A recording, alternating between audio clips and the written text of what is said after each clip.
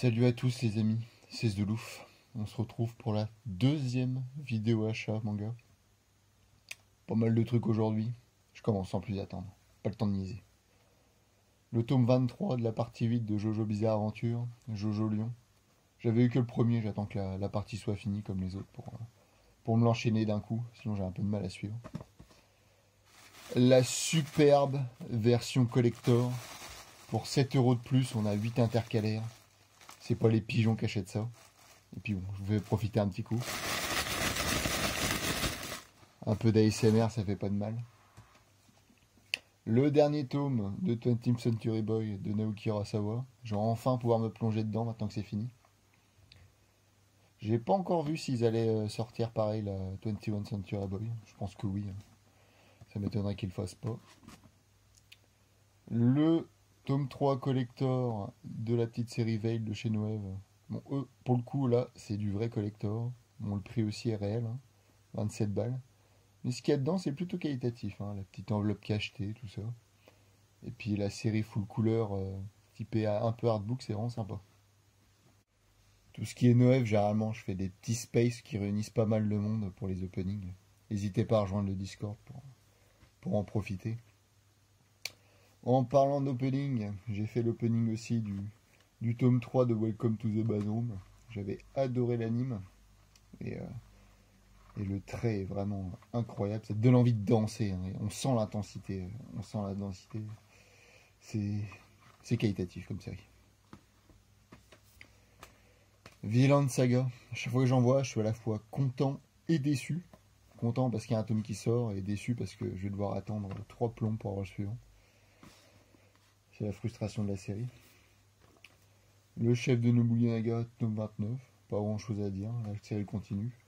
J'ai quand même envie de voir la fin à un moment. Hein, parce que ça commence à faire long, je trouve.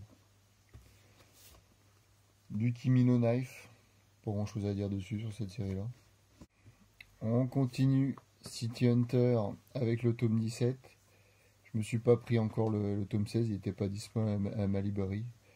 Mais tout est commandé, hein. Je me le prendrai au fur et à mesure de l'année. Je me compléterai ça. Eden, la série continue, toujours aussi bonne. Même couleur que 20th Century Boy. Ils doivent faire les tomes appairés pour pas se faire chier, pour les économies. C'est là qu'on connaît Panini, les économies. Levius Est, le tome 9. Une série que j'apprécie toujours autant. Univers steampunk avec de la boxe, ça peut que me plaire. Beastars, le tome 20. La série continue, toujours aussi bonne. Pareil. Du Miss Kobayashi Dragon Maid. Donc ça c'est un peu le plaisir coupable, hein, je vais pas vous mentir.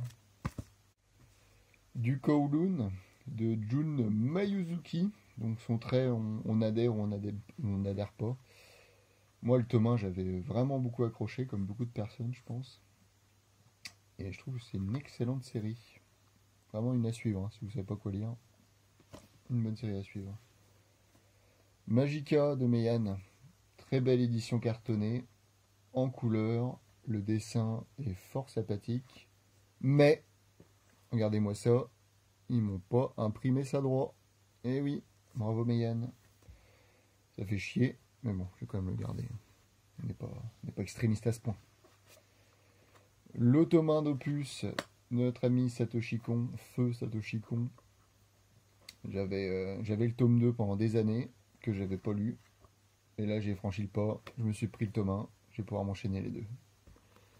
Je suis comme ça, moi. Je prévois les choses.